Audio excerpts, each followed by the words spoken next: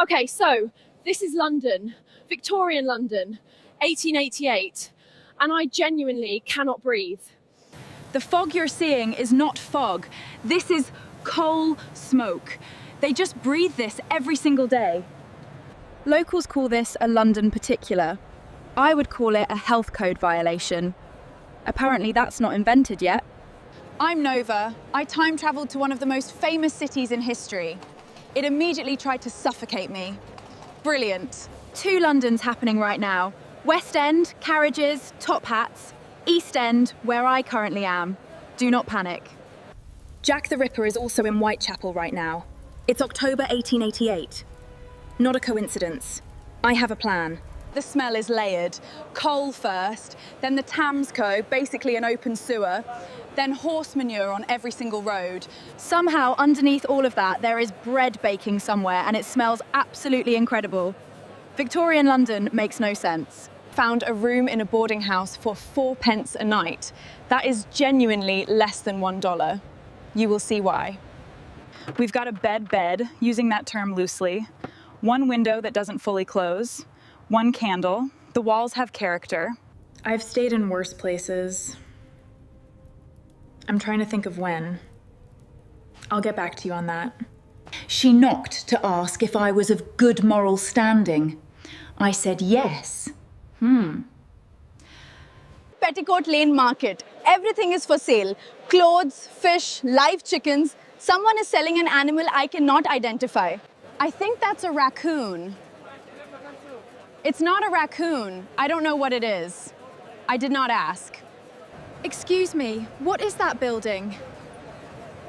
The workhouse, miss. Work in exchange for food and a bed. So they choose to go? Choose between that or starving in the street. He said it so casually.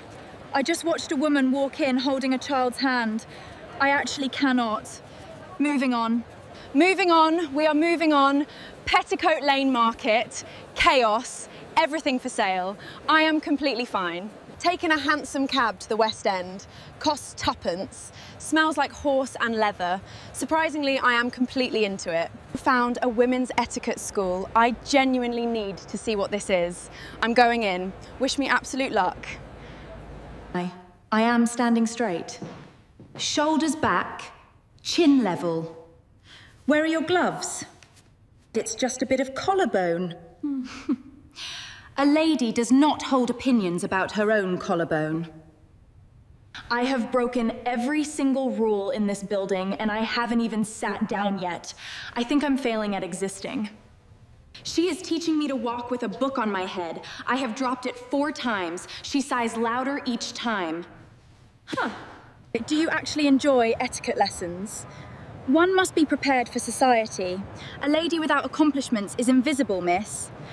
She meant it completely sincerely. She wasn't sad about it. That might be the most Victorian thing I've heard all day. Okay, that pea soup is actually really good. Smoky and thick. It tastes like it's been simmering since last week, and that's a positive. The potato. No butter, no seasoning. Just a potato standing completely alone in the world. I respect the honesty. 3 halfpence total. I've had worse lunches that cost £40. Victorian street food is completely underrated, and I will die on this hill. I have a headache from the coal smoke.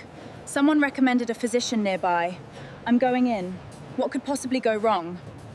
Just a headache. Probably the air, actually. I recommend bloodletting. Bloodletting? You're kidding, right? Blood what? Or I have leeches. Alternatively, laudanum, pear, opium in alcohol. Very effective. So my options are drain my blood, put leeches on me, or give me opium. Correct.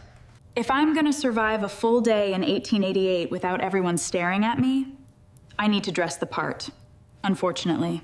Victorian working class, hair bun, apron, the whole thing. Nobody has looked twice at me, and this is either working perfectly or they just don't care. Either way. He said it like I was the unreasonable one in that room. I'm gonna drink some water, never visiting a Victorian doctor again. What do you do if you're ill?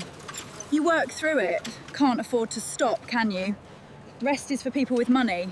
I see. I keep coming back to the same thing. The children. So many children working. Nobody looks twice. It's just Tuesday. How old are you? 12. 12, miss.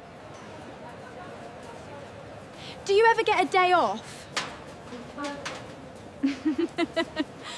Coal doesn't deliver itself, miss. He laughed. The concept of a day off was a punchline. He is 12. That is the part I cannot get out of my head. Sorry. Sometimes you're standing in 1888, and the history sits differently when it is right in front of you. The landlady, Mrs. Finch, left a dress. Said I couldn't go to the music hall looking like a scullery maid. She actually said that. Okay, I look ridiculous. I also look incredible. These are not mutually exclusive. Let's go. Tonight there is a music hall. This is what people here actually look forward to. I need to see what joy looks like in 1888. I was not prepared for this.